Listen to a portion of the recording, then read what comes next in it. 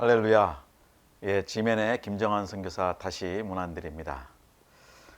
우리가 살면서 참 우리 가슴을 설레이게 하는 단어들이 있습니다. 그런데 이 단어는 어떤지 모르겠습니다. 은퇴라는 단어가 과연 우리의 마음을 설레이게 할까요? 아니면 우리를 좀 힘들게, 아니면 두려운 마음도 줄까요? 자, 이제 은퇴는 누구나 합니다. 예, 미국의 기준으로는 65세 생일이 되면 은퇴가 됩니다. 자, 그렇다면은 은퇴 이후에 특별히 직장을 안 다녀도 연금이 나와서 생활이 가능하고 이제 그런 시간이 되는데요. 자, 그렇다면은 그 은퇴 이후에 우리가 신앙인으로서 하나님의 백성으로서 어떻게 살아야 될까? 그것을 한번 오늘 좀 나눠보겠습니다. 그래서 제목은 황혼기입니까? 황금기입니까? 그래서 이 말씀의 주제는 우리의 연수가 70이여 강건하면 80이라도 그 연수의 자랑은 수고와 슬픔뿐이요 신속기간이 우리가 날아가나이다. 또 한 말씀은 그런즉 너희가 어떻게 행할지를 자세히 주의하여 지혜 없는 자같이 하지 말고 오직 지혜 있는 자같이 하여 세월을 아끼라 라고 얘기합니다. 왜냐하면 때가 악하다고 그렇게 얘기합니다. 오늘은 이 말씀으로 여러분을 찾아뵙겠습니다. 자, 이 에베소서에 있는 말씀을 가지고 한번 봅니다. 세월을 아끼라, 때가 악하니라. 이 세 가지 단어가 중요한 것이 나오는데요. 그것을 잠깐 보면 이 세월이란 단어는 그 히라보 그리거로는 그 카이로스, 또 이 세월이라는 시간의 개념은 또 하나의 단어로 크로노스라는 것이 있는데요. 이 카이로스는 어떤 특정한 사건, 기회, 어떤 쪽 시간 이런 거를 말하는 겁니다. 그래서 이 카이로노스 이거는 세월이라는 여기서 말하는 본문의 그 내용입니다. 두 번째로는 그 아끼라라는 단어의 뜻이 나오는데요. 이것은 그냥 뭘 세이브하고 아끼고 쓰지 않고 그런 것이 아니고요. 이거는 대가를 주고 다시 찾아와서 완전히 내 것으로 회복하는 행위를 원어의 뜻은 얘기합니다. 자, 그렇다면 이 아끼는 건 무엇일까요? 세월을 아끼는 건데 이 세월은 하나님이 주신 우리에게 카이로스, 이 시간을 말하는 겁니다. 나에게 특별히 주어진 시간, 이거를 우리가 다시 찾아온다. 다른 말로 하면 시간을 우리가 사용할 때 어떤 때는 정말 좋지 않은 시간들로 우리가 쓰기도 하고 그랬죠. 이제는 그 모든 온전한 시간으로 우리가 회복하자. 그 어둠에 속해 있던 시간들을 우리가 좀 회개하고 다시 하나님 앞에 온전히 우리에게 주어진 시간, 선물로 받은 시간을 잘 쓰자, 그런 뜻이고요.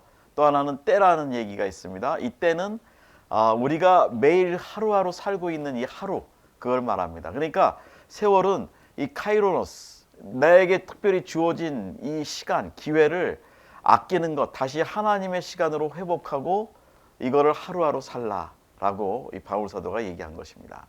자, 그렇다면은 우리가 은퇴 이후에 우리의 시간을 어떻게 쓸 것인가?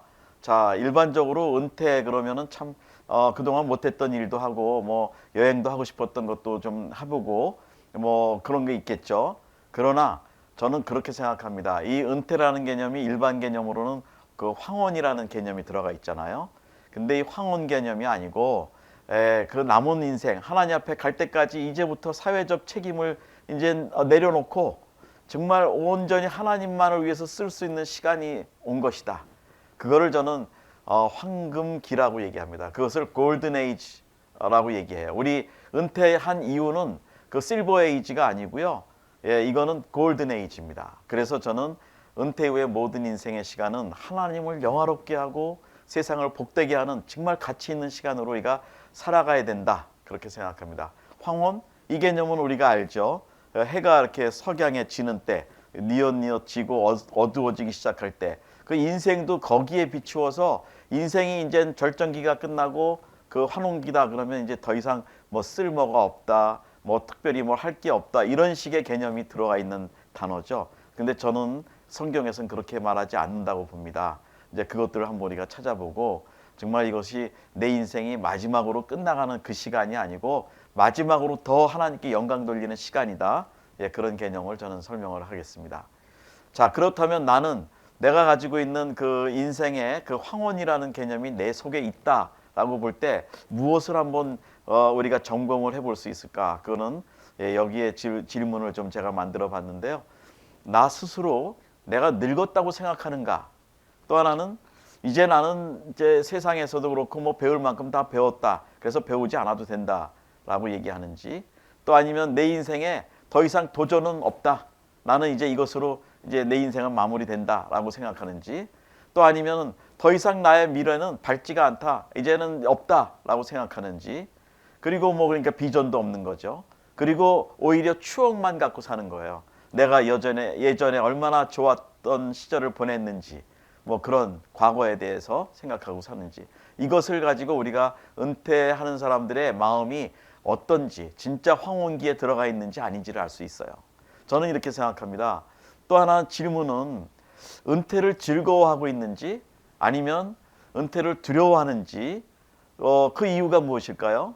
그리고 은퇴를 우리가 좀 능동적으로 살아갈 마음의 준비가 돼 있는지, 은퇴 이후에, 또 아니면 은퇴를 한 후 오히려 더 생산적인 활동과 또 비전은 무엇인지, 이거를 한번 우리가 생각해 보자는 겁니다.